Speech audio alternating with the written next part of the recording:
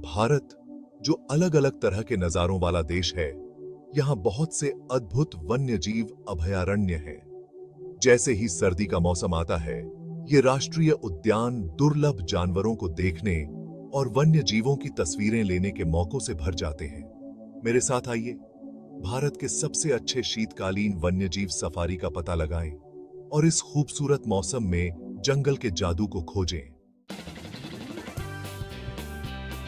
भारत के राष्ट्रीय उद्यानों का दौरा करने के लिए सर्दी सबसे अच्छा समय होता है। ठंडा मौसम सफारी को और आरामदायक बना देता है और जानवरों को देखना अक्सर आसान होता है, क्योंकि वे पानी के स्रोतों के आसपास इकट्ठा होते हैं या धूप सेंकते हैं। चाहे आप एक अनुभवी वन्यजीव फोटोग्राफर हों या प्रकृति प्रेमी, ये शीतकालीन सफारी आपको अविस्मरणीय अनुभव प्रदान करते हैं। चलिए उत्तराखंड के प्रसिद्ध जिम कॉर्बेट राष्ट्रीय उद्यान से शुरू करते हैं। भारत का सबसे पुराना राष्ट्रीय उद्यान होने के नाते कॉर्बेट वन्यजीव प्रेमियों के लिए एक स्वर्ग है। सर्दियों के दौरान पार्क के घने पत्ते कम हो जाते हैं, जिससे बंगाल टाइगर्स, एशियाई हाथी जैसे जानवरों को देखना आसान हो जाता है और रामगंगा नदी के किनारे घड़ियाल भी दिखाई देते हैं।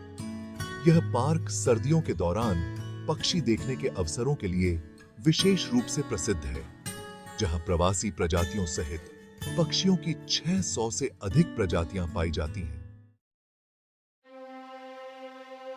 हमारी सूची में अगला नंबर राजस्थान के लुभावने रणथंभौर राष्ट्रीय उद्यान का है।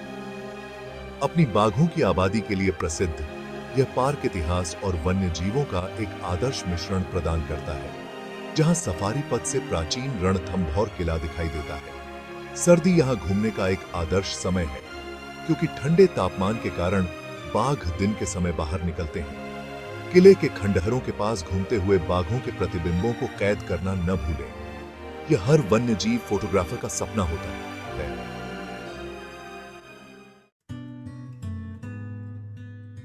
अब हम उत्तर पूर्व की ओर बढ़ते हैं। असम में काजीरंगा राष्ट्रीय उद्यान है, जो अपने एक सींग वाले गैंडों के लिए प्रसिद्ध है। इस यूनेस्को विश्व धरोहर स्थल की खोज के लिए सर्दी सबसे अच्छा समय है, क्योंकि ब्रह्मपुत्र नदी का पानी कम हो जाता है, जिससे यहां पहुंचा जा सकता है। गैंडों के अलावा आपको यहां जंगली पानी भैंस, दलदली हिरण और कई तरह के प्रवासी पक्षी भी देखने को मिलेंगे। अगर आपको वन्यजीव फोटोग्राफी पसंद है, तो पार्क के विस्तृत घास के मैदान और आर्द्र भूमि जानवरों को उनके प्राकृतिक आवास में कैद करने के लिए शानदार पृष्ठभूमि प्रदान करते हैं। पक्षी प्रेमियों के लिए भारत में सर्दी का मौसम केवलादेव राष्ट्रीय उद्यान, जिसे भरतपुर पक्षी अभयारण्य भी कहा जाता है, के बिना अधूरा है। राजस्थान में स्थित यह पार्क सर्दियों के महीनों में साइबेरियन क्रेन, पेलिकन और सारस सहित हजारों प्रवासी पक्षियों के लिए एक अभयारण्य बन जाता है।